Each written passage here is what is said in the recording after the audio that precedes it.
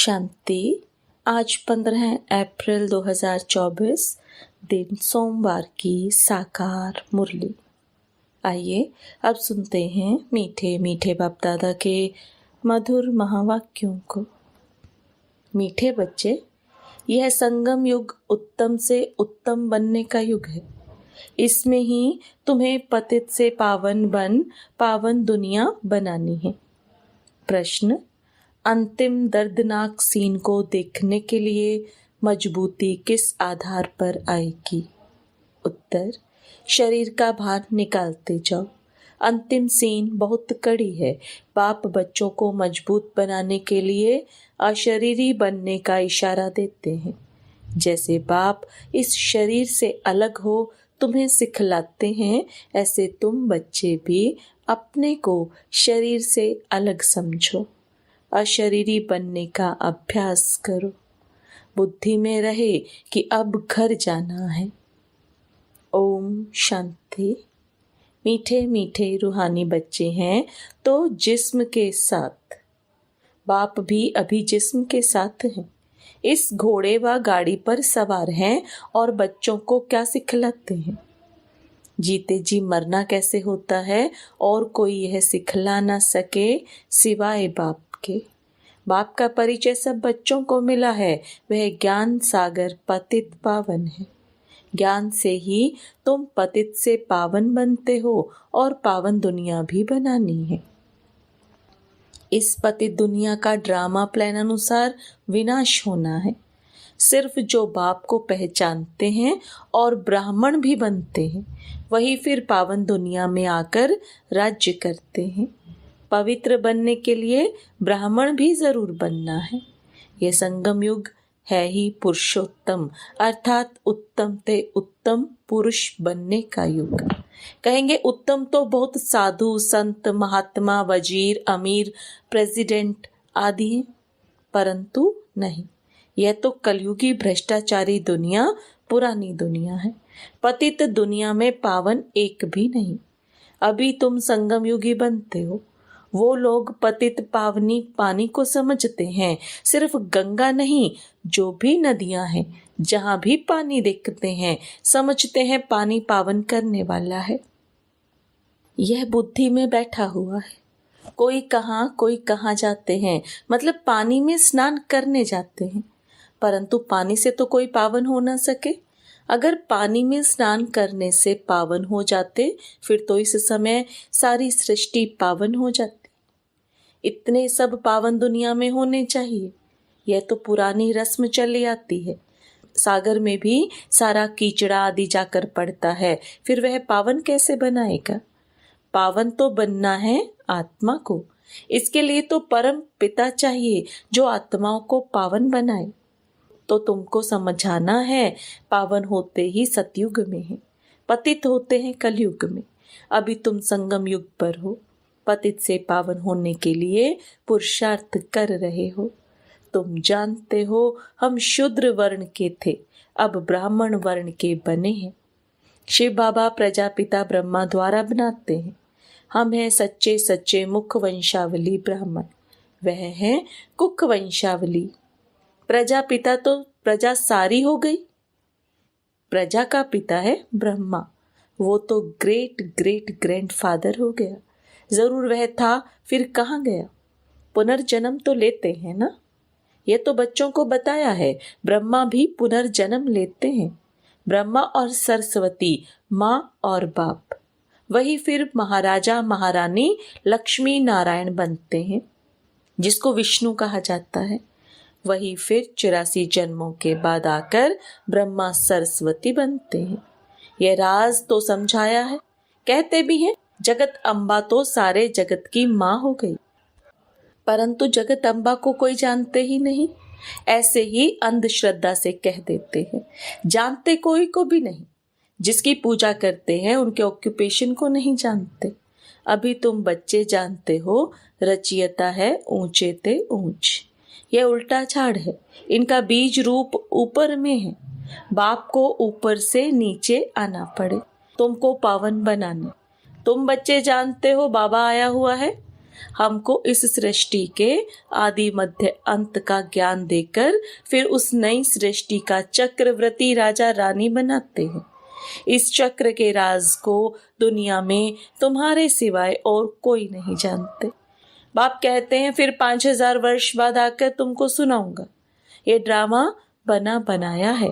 Drama के creator, director, मुख्य actors और ड्रामा के आदि मध्य अंत को ना जाने तो उनको बेअक्ल कहेंगे ना। बाप कहते हैं 5000 वर्ष पहले भी हमने तुमको समझाया था, तुमको अपना परिचय दिया था जैसे अब दे रहे हैं, तुमको पवित्र भी बनाया था जैसे अब बना रहा हूं। अपने को आत्मा समझ बाप को याद करो। वही सर्वशक्तिमान पतित पावन है। गायन भी है, अंत काल जो फलाना सिमरे। वलवल अर्थात घड़ी घड़ी ऐसी योनि में जाए। अब इस समय तुम जन्म तो लेते हो परंतु सूकर, कुकर, कुत्ते, बिल्ली नहीं बनते हो। अभी बेहद का बाप आया हुआ है। कहते हैं मैं तुम सभी आत्माओं का बाप हूँ। यह सब काम चिता पर बैठ काले हो गए हैं। इन्हों को फिर ज्ञान चिता पर चढ़ाना है। तुम अब ज्ञान चिता पर चढ़े हो। ज्ञान चिता पर चढ़ फिर विकारों में जा ना सके। प्रतिज्ञा करते हैं हम पवित्र रहेंगे। बाबा कोई वह राखी नहीं बंधवाते हैं। यह तो भक्ति मार्ग का रिवाज चला आता है। वास्तव में यह है इस समय की बात। तुम समझते हो पवित्र बनने बिगर पावन दुनिया का मालिक कैसे बनेंगे। फिर भी पक्का कराने के लिए बच्चों से प्रतिज्ञा कराई जाती है। कोई ब्लड से लिख कर देते हैं, कोई कैसे लिखते हैं। बाबा आप आए हैं, हम आपसे वर्षा जरूर लेंगे। निराकार साकार में आते हैं ना। जैसे बाप परम धाम से उतरते हैं वैसे तुम आत्माएं भी उतरती हो। ऊपर से नीचे आती हो पाट बजाने। यह तुम समझते हो यह सुख और दुख का खेल है। आधा कल्प सुख, आधा कल्प दुख है। बाप समझाते हैं 3/4 से भी तुम जास्ती सुख भोगते हो। आधा कल्प के बाद भी तुम धनवान थे। कितने बड़े मंदिर आदि बनवाते हैं। दुख तो पीछे होता है जब बिल्कुल तमो प्रधान भक्ति बन जाती है। बाप ने समझाया है तुम पहले पहले अव्यभिचारी भक्त थे। सिर्फ एक की भक्ति करते थे। जो बाप तुमको देवता बनाते हैं, सुख धाम ले जाते हैं, उनकी ही तुम पूजा करते थे। फिर बाद में व्यभिचारी भक्ति शुरू होती है। पहले एक की पूजा, फिर देवताओं की पूजा करते थे। अभी तो 5 भूतों के बने हुए शरीरों की पूजा करते हैं। चैतन्य की भी तो जड़ की भी पूजा करते हैं। 5 तत्वों के बने हुए शरीर को देवताओं से भी ऊंच समझते हैं। देवताओं को तो सिर्फ ब्राह्मण हाथ लगाते हैं। तुम्हारे तो ढेर के ढेर गुरु लोग हैं। यह बाप बैठ बताते हैं। यह अर्थात दादा भी कहते हैं हमने भी सब कुछ किया। भिन्न भिन्न हठ योग आदि, कान नाक मोड़ना आदि सब कुछ किया। आखिरीन सब कुछ छोड़ देना पड़ा। वह धंधा करें या यह धंधा करें। पिन की अर्थात सुस्ती आती रहती थी, तंग हो जाता था। प्राणायाम आदि सीखने में बड़ी तकलीफ होती है। आधा कल्प भक्ति मार्ग में थे, अभी मालूम पड़ता है। बाप बिल्कुल एक्यूरेट बताते हैं। वे कहते हैं भक्ति परंपरा से चली आती है। अब सतयुग में भक्ति कहाँ से आई। मनुष्य बिल्कुल समझते नहीं, मूड बुद्धि है ना। सतयुग में तो ऐसे नहीं कहेंगे। बाप कहते हैं मैं हर 5000 वर्ष बाद आता हूँ। शरीर भी उनका लेता हूँ जो अपने जन्मों को नहीं जानते हैं। यही नंबर 1 जो सुंदर था वही अब श्याम बन गया है। आत्मा भिन्न भिन्न शरीर धारण करती है। तो बाप कहते हैं जिसमें मैं प्रवेश करता हूँ उसमें अभी बैठा हूँ। क्या सिखलाने? जीते जी मरना।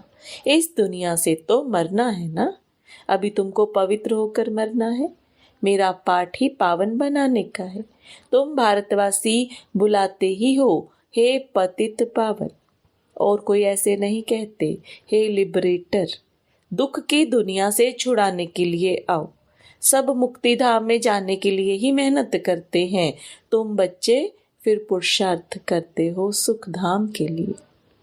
वह है प्रवृत्ति मार्ग वालों के लिए। तुम जानते हो हम प्रवृत्ति मार्ग वाले पवित्र थे, फिर अपवित्र बने। प्रवृत्ति मार्ग वालों का काम निवृत्ति मार्ग वाले कर न सके। यज्ञ तप दान आदि सब प्रवृत्ति मार्ग वाले करते हैं। तुम अभी फील करते हो कि अभी हम सबको जानते हैं। शिव बाबा हम सबको घर बैठे पढ़ा रहे हैं। बेहद का बाप बेहद का सुख देने वाला है। उनसे तुम बहुत समय के बाद मिलते हो तो प्रेम के आंसू आते हैं। बाबा कहने से ही रोमांच खड़े हो जाते हैं। ओहो, बाबा आया है हम बच्चों की सर्विस में। बाबा हमको इस पढ़ाई से गुल गुल बना कर ले जाते हैं। इस गंदी चीची दुनिया से हमको ले जाएंगे अपने साथ। भक्ति मार्ग में तुम्हारी आत्मा कहती थी, बाबा आप आएंगे तो हम वारी जाएंगे, हम आपके ही बनेंगे, दूसरा कोई नहीं। नंबरवार तो है ही, सबका अपना अपना पाठ है। कोई तो बाप को बहुत प्यार करते हैं जो स्वर्ग का वर्षा देते हैं। सतयुग में रोने का नाम नहीं होता, यहाँ तो कितना रोते हैं। जब स्वर्ग में गया तो फिर रोना क्यों चाहिए, और ही बाजा बजाना चाहिए। वहाँ तो बाजा बजाते हैं, खुशी से शरीर छोड़ देते हैं। यह रस्म भी शुरू यहाँ से होती है। यहाँ तुम कहेंगे हमको अपने घर जाना है, वहाँ तो समझते हो पुनर्जन्म लेना है। तो बाप सब बातें समझा देते हैं। भ्रमरी का मिसाल भी तुम्हारा है।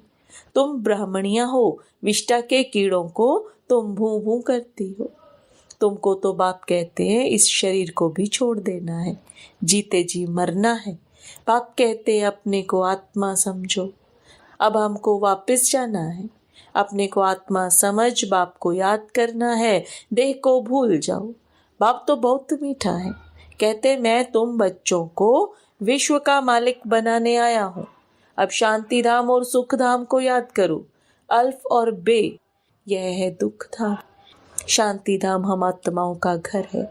हमने पाठ बजाया, अब हमें घर जाना है। वहाँ यह चीची शरीर नहीं रहता है, अभी तो यह बिल्कुल ही जड़ जड़ी भूत शरीर हो गया है। अब हमको बाप सम्मुख बैठ सिखलाते हैं इशारे में। मैं भी आत्मा हूँ, तुम भी आत्मा हो। मैं शरीर से अलग होकर तुमको भी वही सिखलाता हूँ। तुम भी अपने को शरीर से अलग समझो। अभी घर जाना है, यहाँ तो रहने का भी नहीं है।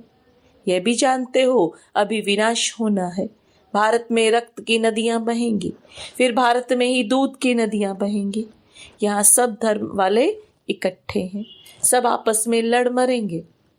यह पिछाड़ी का मौत है। पाकिस्तान में क्या क्या होता था, बड़ी कड़ी सीन थी, कोई देखे तो बेहोश हो जाए। अभी बाबा तुमको मजबूत बनाते हैं, शरीर का भान भी निकाल देते हैं। बाबा ने देखा बच्चे याद में नहीं रहते हैं, बहुत कमजोर है, इसलिए सर्विस भी नहीं बढ़ती है। घड़ी घड़ी लिखते हैं बाबा, याद भूल जाती है, बुद्धि लगती नहीं है। बाबा कहते हैं योग अक्षर छोड़ दो। विश्व की बादशाही देने वाले बाप को तुम भूल जाते हो। आगे भक्ति में बुद्धि कहीं और तरफ चली जाती थी तो अपने को चुटकी काटते थे। बाबा कहते तुम आत्मा अविनाशी हो, सिर्फ तुम पावन और पतित बनते हो, बाकी आत्मा कोई छोटी बड़ी नहीं होती। अच्छा, मीठे मीठे सिकिलदे बच्चों प्रति माता पिता बाप दादा का याद प्यार और गुड मॉर्निंग। रूहानी बाप की रूहानी बच्चों को नमस्ते। रूहानी बच्चों की रूहानी बाप दादा को याद प्यार गुड मॉर्निंग और नमस्ते।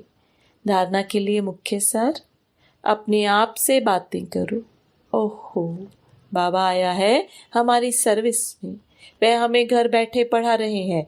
बेहद का बाबा बेहद का सुख देने वाला है, उनसे हम अभी मिले हैं। ऐसे प्यार से बाबा कहो और खुशी में प्रेम के आंसू आ जाएं, रोमांच खड़े हो जाएं। अब वापस घर जाना है, इसलिए सबसे ममत्व निकाल जीते जी मरना है। इस देह को भी भूलना है, इससे अलग होने का अभ्यास करना है। वरदान, बीती हुई बातों व व्रतियों को समाप्त कर संपूर्ण सफलता प्राप्त करने वाली स्वच्छ आत्मा भव। बीती हुई बातों व वृत्तियों को समाप्त कर संपूर्ण सफलता प्राप्त करने वाली स्वच्छ आत्मा भव। अब आप दादा के वरदान को विस्तार में समझेंगे।